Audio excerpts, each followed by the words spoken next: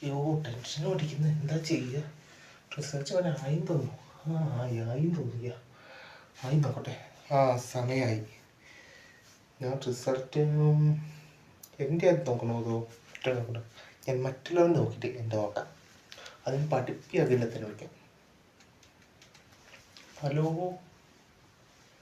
എടാ, നിനക്ക് എത്രയുണ്ടടാ?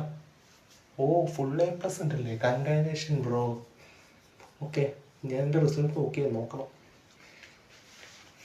അവനും ഉണ്ടായിട്ട് ഇനി അവൻ്റെ അനിയൻ ഒഴട്ടൻ ഇവനെയും കൊണ്ട് നിഖിലിനെയും കൊണ്ട് വിളിച്ചോ.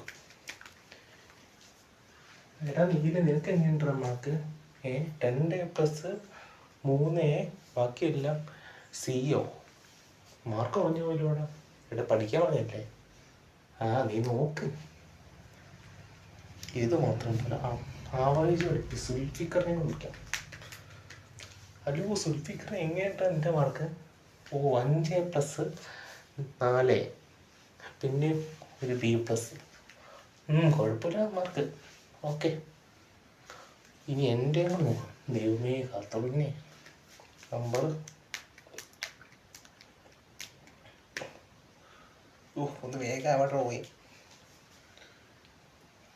എനിക്ക് 7A+, 3Aയും. യെസ്, ദൈവമേ രക്ഷിച്ച് നന്ദി കേട്ടോ.